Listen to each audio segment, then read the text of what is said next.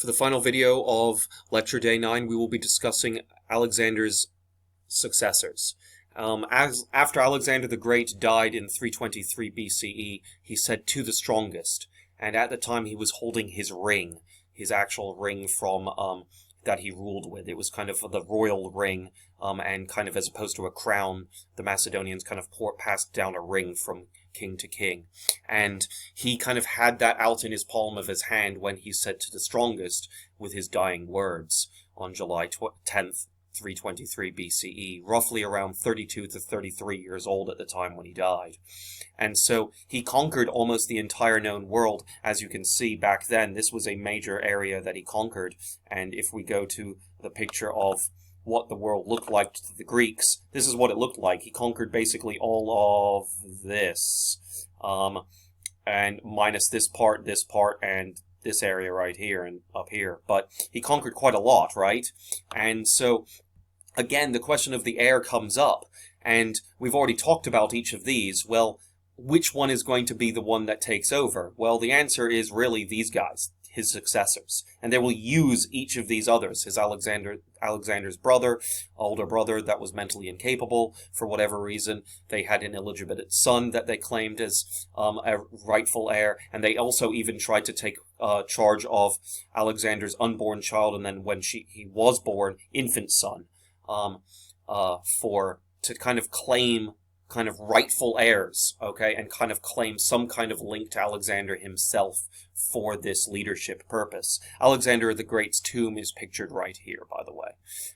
And so what happens with this this successor group? Well, it's kind of his generals start taking over. His generals decide, okay, well, one of them ends up running to Greece and starts taking things over in Greece for a little while, and starts causing problems there. Another one kind of takes over some of this area. Another one takes over this area. And another one runs over to Egypt.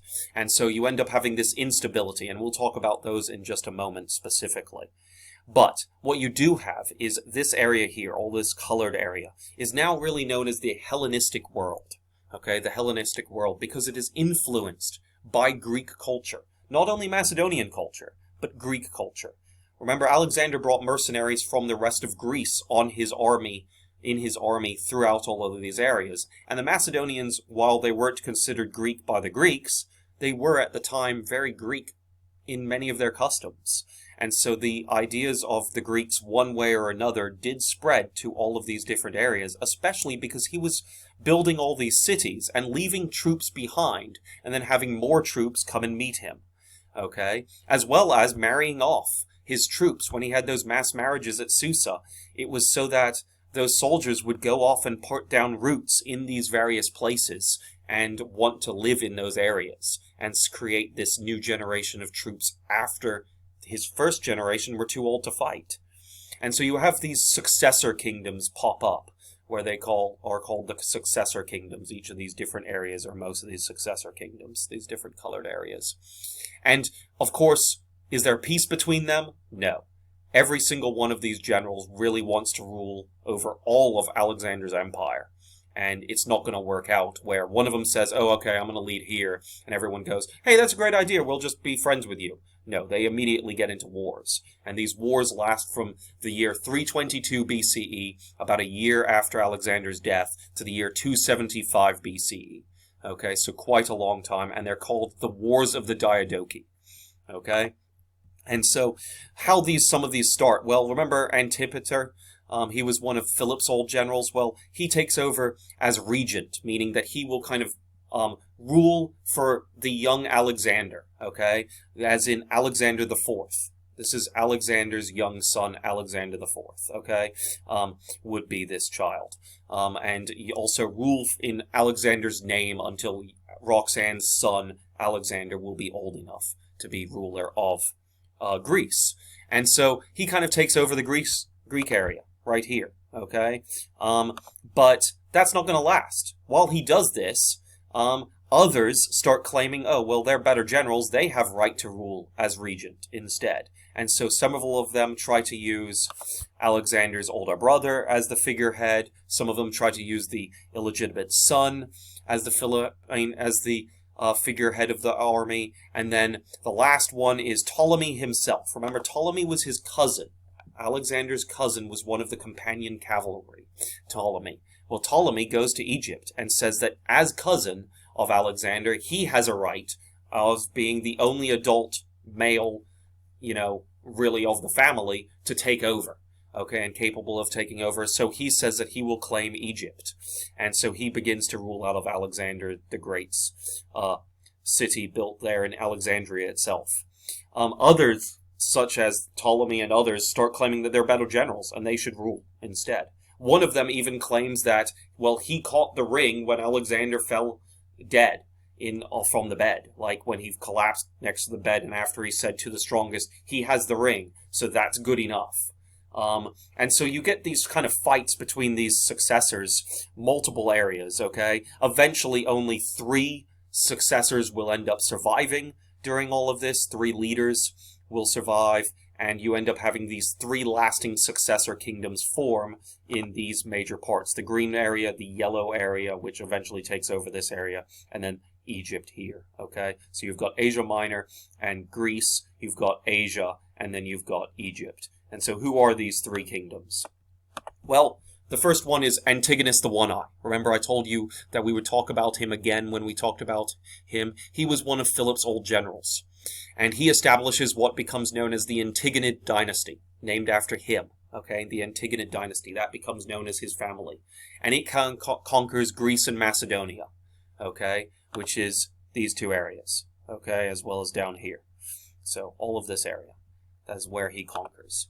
And he first does it by saying that he's going to form 2 leagues, the Aetolian League and the Achaean League, that they will kind of rule and that he will just kind of make sure that everything is there going on. So it's kind of a form of the Hellenic League that Philip formed, but he kind of revamps it and renames them into 2 separate ones that he can keep an eye on each of them. He eventually takes over Asia Minor, meaning present-day Turkey. So all of this yellow area. And so his kingdom actually lasts under his family. He, of course, dies relatively early on, but his family continues it under his sons and grandsons until the year 168 BCE. But by then it had been conquered by a lot of its neighbors and kind of taken over by a couple others. So the Antigone Dynasty eventually rules over this kind of area and these areas here, this yellow area and these. But it doesn't last past the year 168 BCE, from the year about 323. And again, the next one is Seleucus, or Seleucus, depending on how you want to pronounce it, and he creates the Seleucid Dynasty, or Seleucid Dynasty, again, based on how you want to pronounce it. And so this dynasty, of course, is going to rule over this green portion in this map here, this Asian portion of Alexander's empire. He was one of Alexander's generals. He decided that he wanted to create it out of this area. He had been ruling out of Persia, former Persia, and kind of been left behind by Alexander in this area for a while. And so he decided that he would rule out of that area. It lasts from the year 323 BCE until the year 60 BCE. So quite a while, almost 300 years, almost. This one lasted about 150 years. This one about 300 years, give or take. Well, more like 250 or so. And then Ptolemy. Remember Ptolemy? He is the cousin of Alexander the Great. He is one of the companion cavalry from the very beginning. And he goes immediately to Egypt. And he establishes the Ptolemaic dynasty. And he and one of his relatives, his wife, Cleopatra, will rule over it. Okay? These begin to be the Cleopatras that you may have heard of, okay? Eventually one of their descendants, Ptolemy and Cleopatra, about 15 generations down the line, will eventually become the Ptolemy and Cleopatra you have heard of, and that we will cover when we get to Rome. But this one Ptolemy has a son, and he names him Ptolemy II.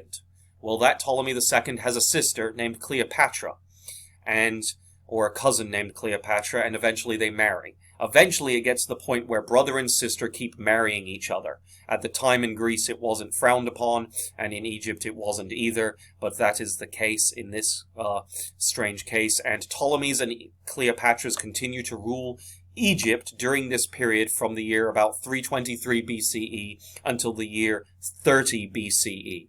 So about 300 years, just shy of 300 years. And we'll talk about why that one collapses specifically when we get to it.